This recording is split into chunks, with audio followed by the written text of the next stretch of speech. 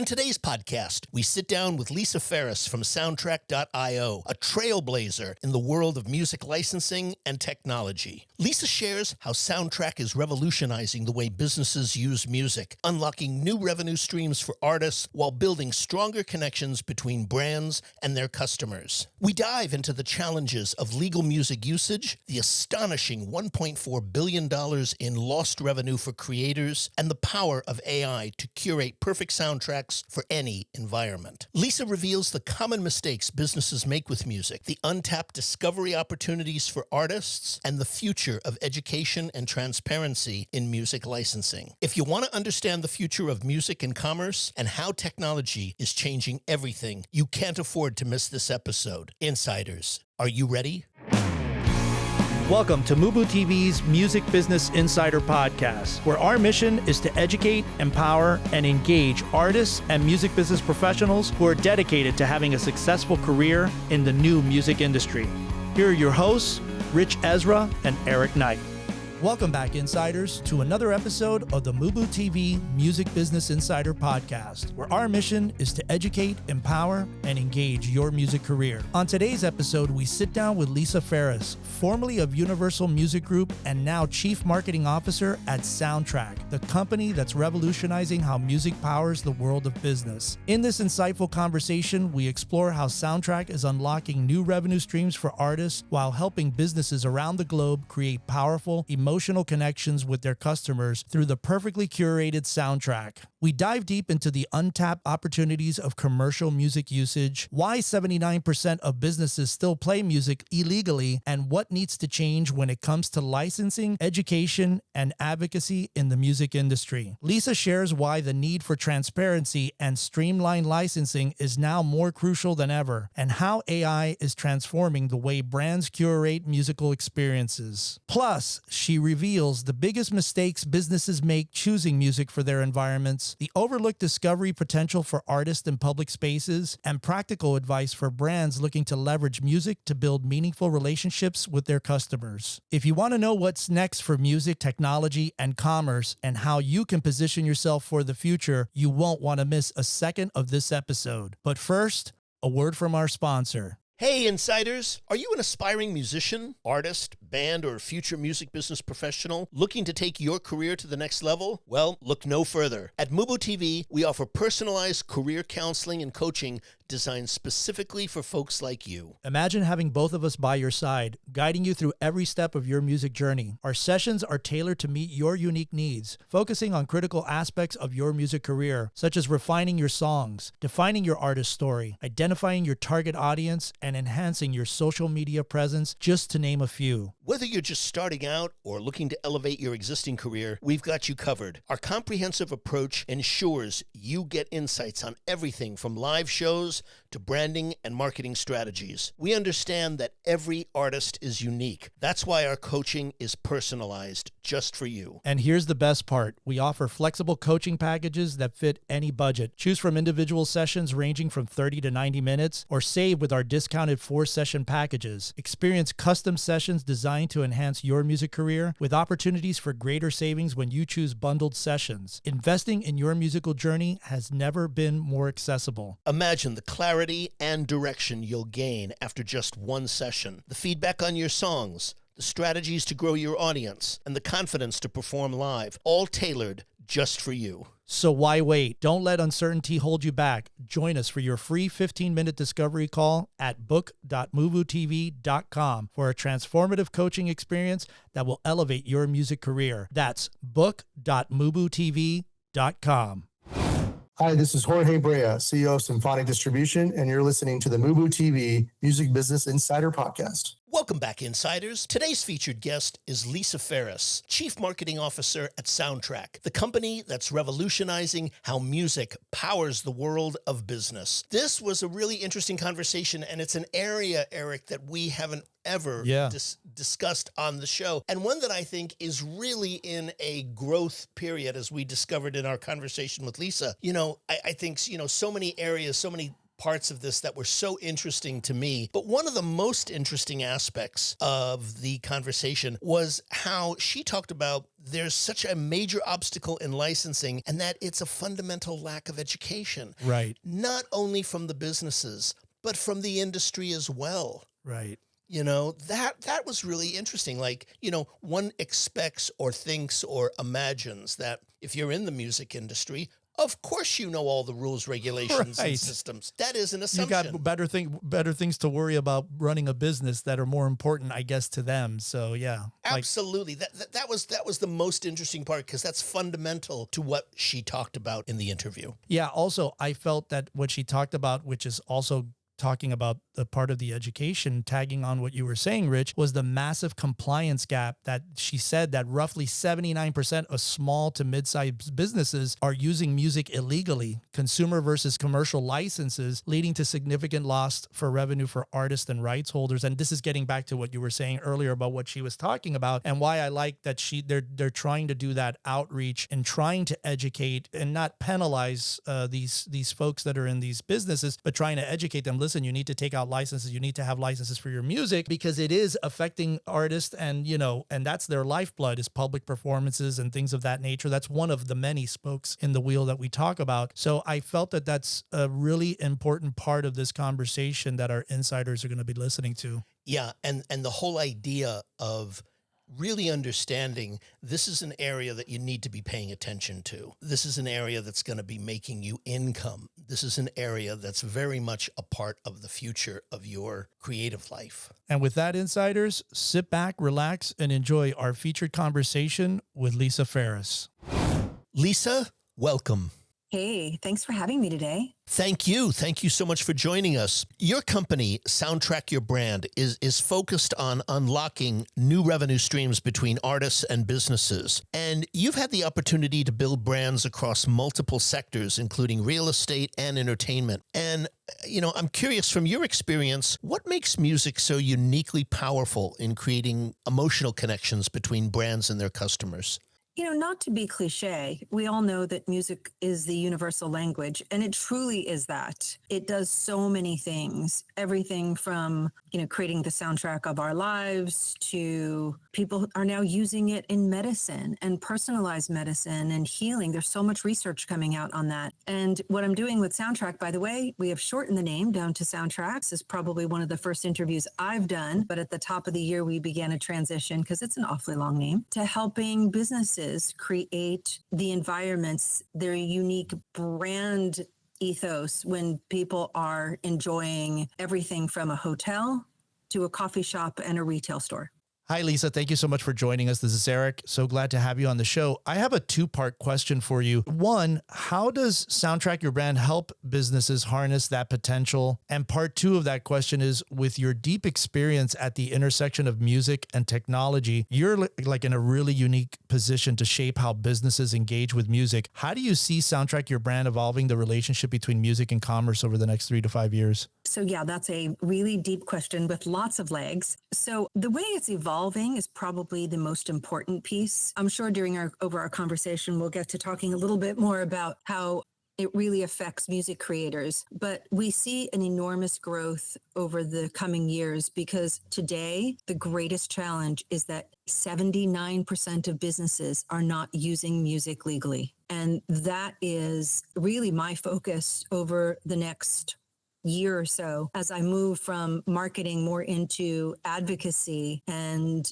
industry relations for Soundtrack, because we have to address this issue. And it's not just an issue that's related to businesses, it's a music industry education objective as well. Yeah, most definitely it is. And, you know, based on that, Lisa, what are some of the specific innovations or strategies that you're most excited about today in terms of transforming commercial music usage into I guess what you'd call long-term sustainable revenue streams? What are the things? Because your point is very well taken. It is. And when you hear people like Jack Dorsey and Elon Musk saying that, you know, copyright should be abolished, all copyright should be abolished as it is currently now, it's frightening. And what a terrible world it would be if all you were listening to was music that was pumped out by machines. Yes. Yeah. Yes. You know, whether you're a musician or you're a business person, AI is a phenomenal tool, and either we as a population, as executives, as creators, use AI, or AI will use us. And so, back from my days at Universal, when we started the first, digital division there, you can't be afraid of it. I'm sure you all know. Sure. AI has been so powerful in making music creation easier, but it's never to replace it. And I will tell you that there are a lot of royalty-free services out there for businesses that people switch back to paying more, because no one really wants music that is mass creative and mass produced, even within a business environment. So some of the things I'm excited about, Soundtrack is the only company that has an AI music creator, and that AI music creator provides the ability for any business to curate hours and hours of music incredibly fast. So imagine if you're making a playlist for a Saturday night party versus making 12 hours of music, because the last thing you want to do is have a bunch of repetition. It's a really daunting task. It is not easy to curate music for a business that provides them with the flexibility and selection that they need. I was going to ask you something that we talked about earlier, which was you were talking about 70% of the businesses, I think was the figure, that are playing music unlicensed and everything. How do you plan that whole outreach and advocacy and education for those businesses? How do you plan to tackle that? It is a multi-step program that we have begun to roll out. By the way, the numbers are 79% of small and mid-sized businesses today use consumer services. And actually the full number is 82%, because there's another 3% that are beyond the size for them to be able to fall under the Fairness in Music Licensing Act that play CDs in their stores or play radio in their stores. Right. So, it gets complicated. And by the way, as I'll share with you what we're doing, but there's a really important piece here. And that is there about between 5 and 17% who really don't want to pay for music, but the rest of them simply don't know. We Right. have done a terrible job educating. And so that's what we are doing. And I think what you'll see in the next 6 to 12 months is that the industry is beginning to really pay attention, to understand we're talking about a $1.4 billion loss for rights holders and music creators. Yeah, it's astounding. I wanted to ask you, Lisa, also, you've spoken about a huge untapped promotional opportunity for music and business environments. And can you speak to what that opportunity looks like, and how does Soundtrack plan to unlock it, especially on a global scale? Yeah, certainly. So we are the only music for business service that in the past, since Soundtrack was founded in 2013, that offers the ability for a business to play whatever they want when they want. So most of the other services only provide already prepackaged or ready-made playlists. There is nothing wrong with that, but there are some businesses that really require the ability to create their own playlists. That's one of the reasons why we created the AI playlist creator, because they're looking to create a sound, and they're looking for unique abilities I'll give you an example at Christmas time, for just as one. We get more people who switch to Soundtrack at Christmas time because they're losing employees. The employees cannot stand 8 hours a day to hear the same music playing over and over. And what a lot of businesses, and really even people, forget is that there is such a wide array of holiday music, everything from reggae to country to R&B, in addition to the classics that you hear over and over and over on commercial radio. And so I think that one of the things beyond education is providing businesses with an incredible catalog that they can choose from. And in terms of how creators can tap into that, is that they need to make sure that their music is available to all the B2B services, because sometimes you may have a writer who just didn't clear a piece. So even though Soundtrack has over 100 million tracks, we don't have everything. And when we do a Spotify import, we typically get somewhere between 80 or 90% because some of those writers are missing. Interesting. No, it makes sense. I want to go back to something that you had addressed earlier, which was, you said, later in the conversation of getting to, how this affects creators. And I was wondering if you could speak more about what you were referring to when you spoke about that.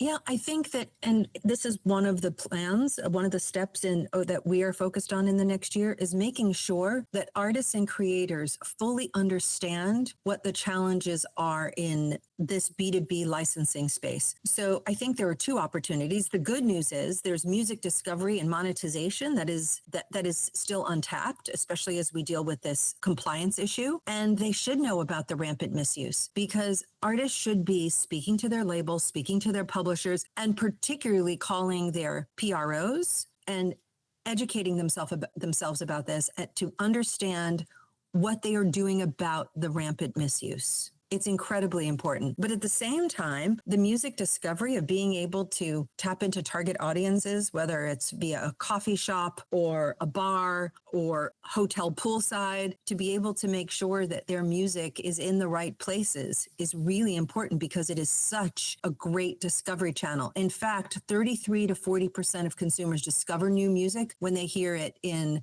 businesses and public spaces. Interesting. Okay. That is interesting.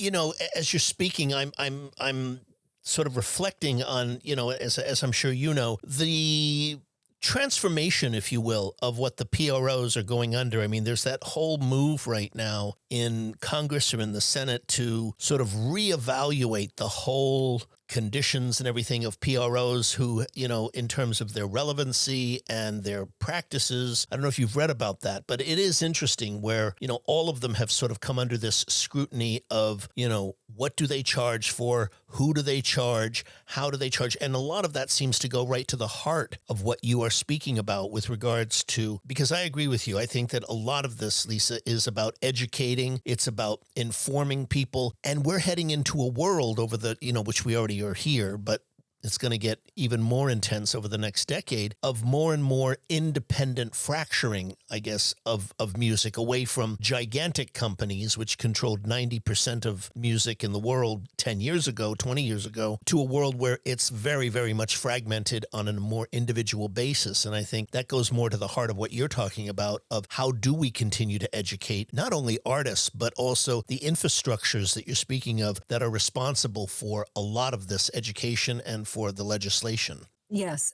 So I completely agree. And what ends up happening, and I believe that part of the Copyright Board review right now is because you have trade organizations who have gotten together and who are screaming, you've made this too complicated, but also in there, in all fairness, even though the music industry has made this a bit too complicated in some cases, they're also screaming because they don't want, in some cases, that they just don't want to pay for music. But the music industry needs to respond with education and transparency. And we sometimes lack both. Yeah. The PROs in particular enforce. Right now, they are the only people who on a day-to-day basis go and enforce this, you know, B2B music scenario. And I believe, again, that's going to change in the year ahead. But when they are out there, I believe they have an obligation to educate businesses, not just to collect their own money, but to educate them on the entire ecosystem of why this is important and that there are more than one PROs. I'm not certain that they go out and tell them that you not only need one license if you're playing live music, but you may need 4, I don't know, even 5 in some cases, licenses. And I think that, you know, that whole an educated consumer is our best customer. Right. We need to be doing that, and we need to be transparent, and there needs to be a central depository for all of this information so that it is readily available. There is none of that today. Yeah, you know, it's interesting because that's what the MLC, right, you know, ended up being, is that one, you know, out of conversations like this, you know, before it was invented or formed, was this very thing, you know, the one central organization. And perhaps out of these talks that you're speaking of, where, you know, a lot of these various groups speaking, and it's funny, as I'm listening to you, I'm remembering that was one of the comments of like, outrage that like we need 4 licenses. You know, I think the comment from the chairman of one of these companies of the NAB or something was, you know, what happened to the 2? You know, now there's 4, and what's next? 6, 7, 8? You know, it's like that they find that it's endless. And it's funny because Irving Azoff spoke about this very issue when he launched GMR with when he had major problems with a lot of the radio stations that wouldn't let, because he was a new player in the performing rights space. And And he found the very same thing. And as I'm sure you know, he got into a huge lawsuit over this very issue around the rights. And he had, I think at the time, 15,000 copyrights, but they were of major people. And so it's just interesting at all levels of the industry, this problem has been occurring, and it's going to be very interesting to watch this space to see how a lot of the issues you're articulating get resolved over the next, I guess, 3 to 5 years. I think there's some good news. I think I know the major labels are paying attention to this. I know that the publishers are beginning to pay attention to this. In terms of the PROs, companies like GMR are probably more forward-thinking than some of the others. But by the way, you have to put yourselves in the position of some of these businesses. Imagine if you are opening up a 2,500 square foot coffee shop or bar. The amount of licenses that you need to open up your business, from your food handling licenses or your liquor licenses and your certificates of occupancy, there are probably 15 different licenses from the fire department. And then you get to music and you're supposed to go get 5 more licenses? Right. Yeah, that's what your whole point is in streamlining the whole process, which is great. Yeah. I mean, it's obviously logical, but it's, I guess we'll see how it pans out. So the nice thing about Soundtrack is you can just come to us and get one license, because we have the pass-through licenses and not only pay, we report accurately and pay the PROs. I often wonder, so if you have a direct license with 2 PROs, by the way, in our research, very few people have all 4 PROs. Right. Very few businesses do. If you have a direct licenses with all 4 PROs, how are you reporting that music? How are those artists getting paid? Yeah. And that's where you're seeing all the loss in revenue that you were speaking of earlier. What was it? $1 billion or $1 billion plus dollars? $1.4 billion. Right. We did a study late last year in November and December of 2024. And, some of the numbers are really alarming. Hey, insiders. We hope that you've been enjoying our featured conversation. Stay tuned because we've got so much value coming your way. But before we dive back in, a word from our sponsor. Hey, Eric, as an artist, what do you find are the most challenging aspects to a music career, especially when you're starting out? Well, I think one of the first things is just trying to get the direction of who you are as an artist, where you want to go, where you want to be. And, we've talked about it on the show a lot. Who is your target audience? Who you are? What do you stand for? What do you believe in? What do you think would resonate with an audience? And so those are some of the things that I would feel being a new artist. Obviously, what I know now is different because I know these things, but for people that are out there like our audience that don't have necessarily any direction to go would be the first things that I would start off with. And having the songs that Absolutely. Incorporate those elements that you're speaking of into it. That's so important today. Yeah, and I think that's one of the reasons why we started MUBUTV and why we started this new consulting service that we're offering to all of our insiders out there, because that is another one of the big things. I mean, that is the big thing, is like having the great songs. That's what it really starts off. Our friend Don Grierson always said, it always starts with a great song. So that's probably, besides putting together what your audience and what your target audience is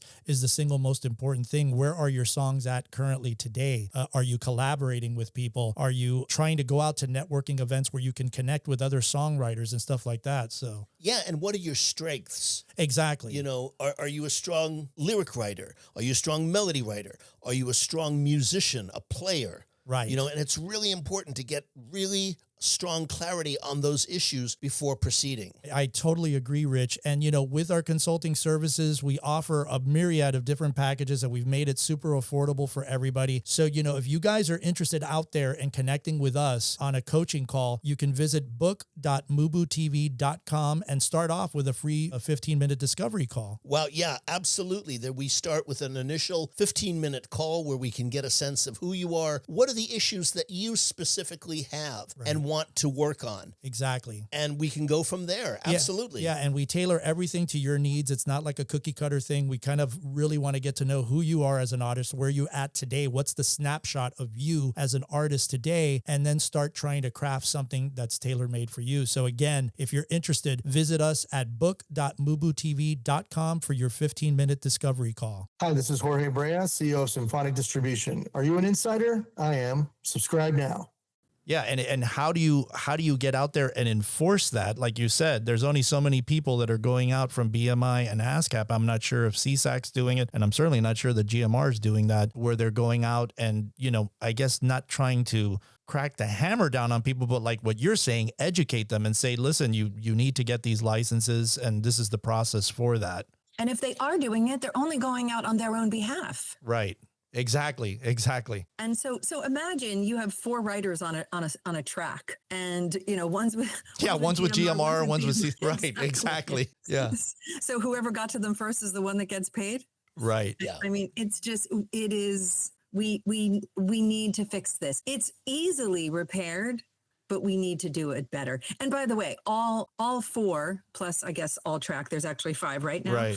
They all do some enforcement. They just do it in various ways. Some people have feet on the ground. Some people call an email, but it's a daunting task. It is. Very much so.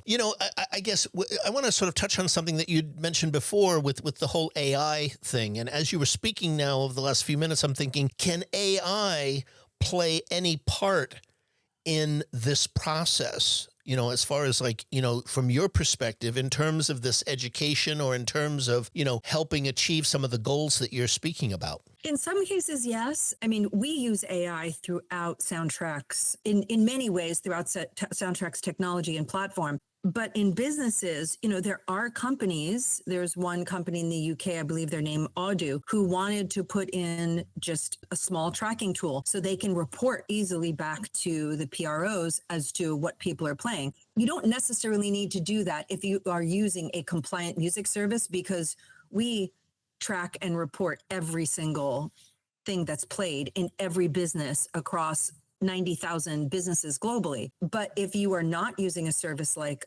Soundtrack, having some method that the PROs would or could endorse is probably a good idea. I don't know that any of those have really rolled out in a manner that's really meaningful, though. Let me ask you, Lisa, Soundtrack already has partnerships with Warner Music and Universal. How do you approach emerging markets or regions with less developed licensing infrastructure, where businesses are still learning how to use music in a commercial setting? You kind of touched on that, but I wanted to ask you. Yeah, that's a great question. So we are licensed in 75 markets globally.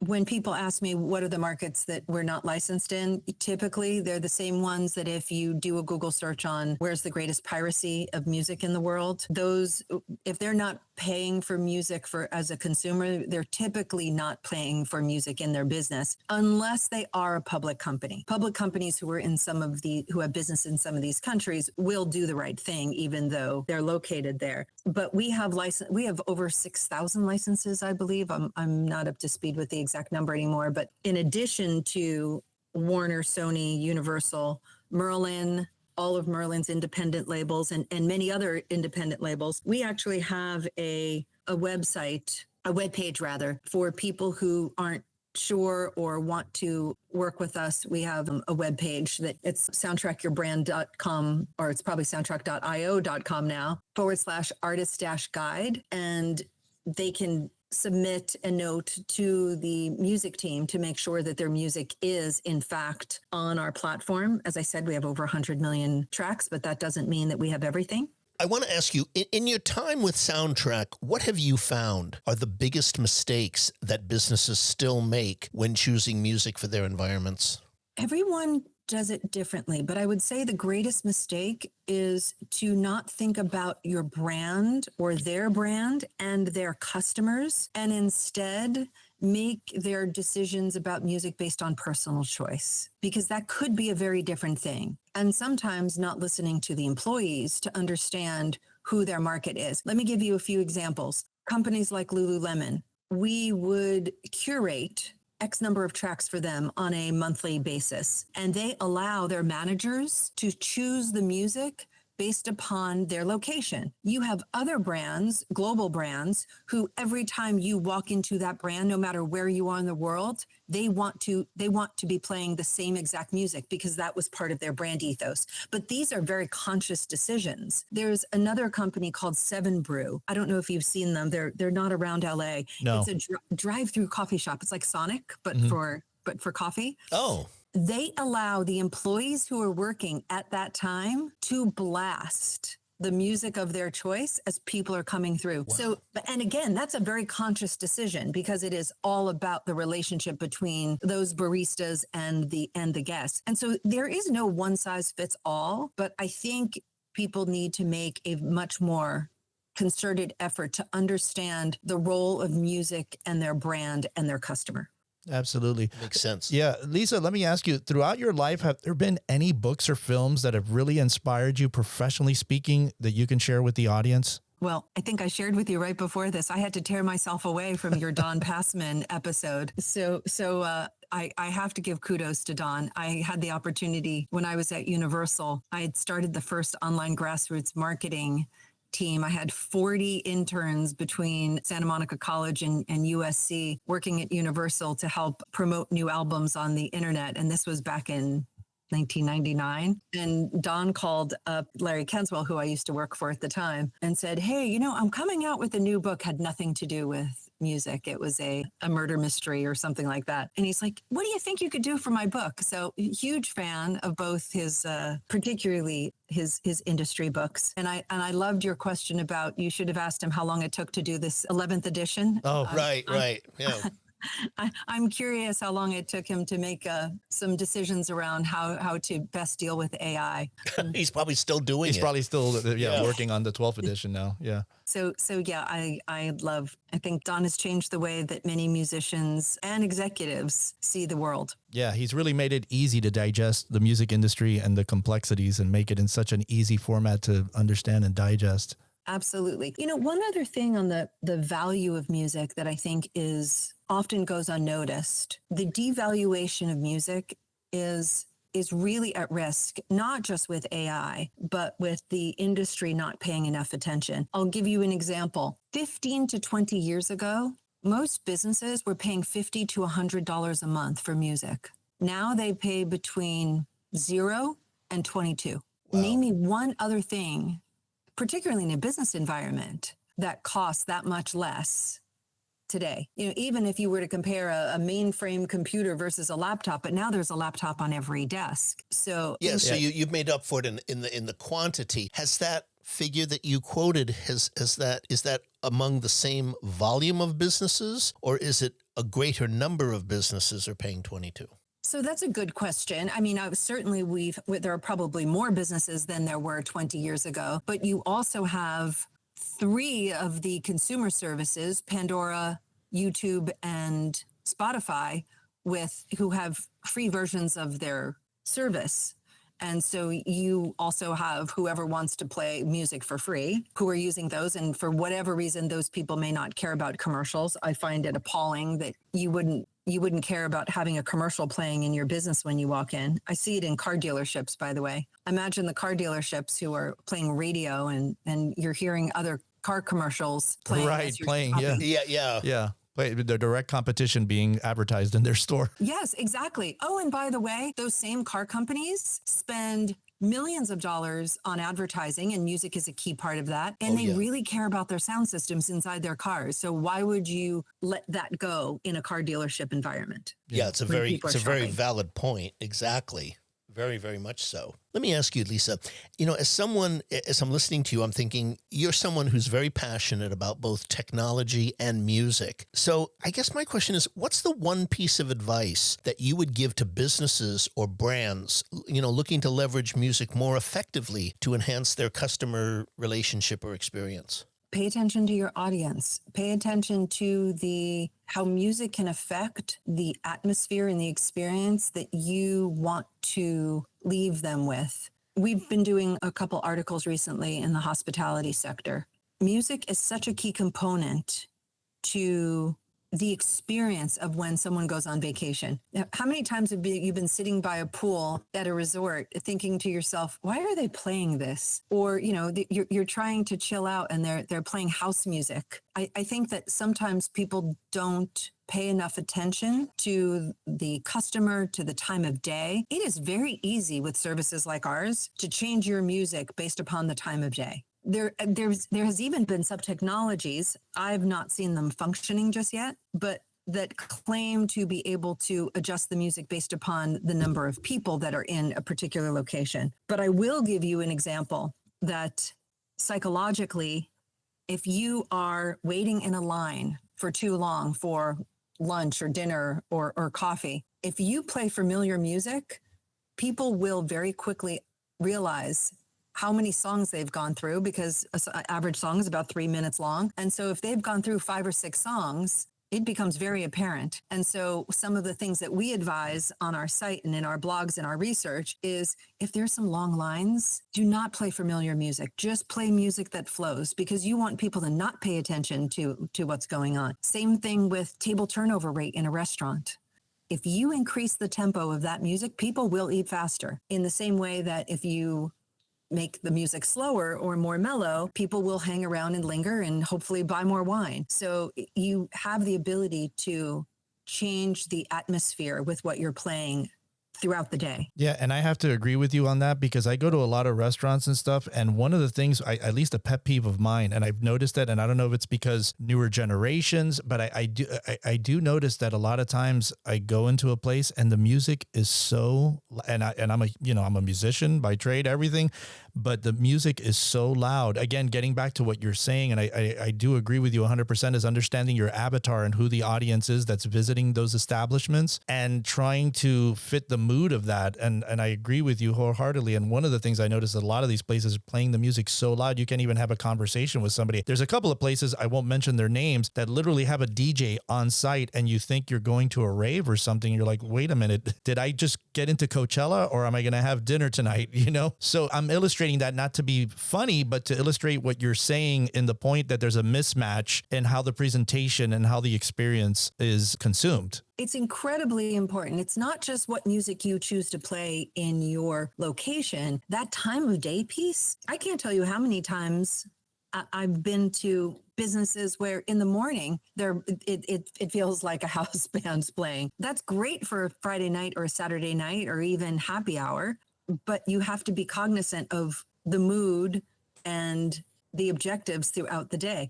Yeah, why would you play some loud thumping music when people are out for a business lunch? It makes no sense. And by the way, you will not return to those locations. You will think twice as a customer. Absolutely. I agree with you, because it's happened to me where I go in here and I go, wait a minute. I literally have walked into Coachella and, this is the last thing I wanted to do. Again, love all those events and everything, but not for those type of experiences. I wanted to ask you, Lisa, what is the best way for people to reach you? Is it through email? Is it through the website? To reach me, LinkedIn is probably the best way. Okay. I'm also available at lisa@soundtrack.io. But if you ever get a chance to check out, we have a free trial on Soundtrack, and it is probably the most impressive music platform.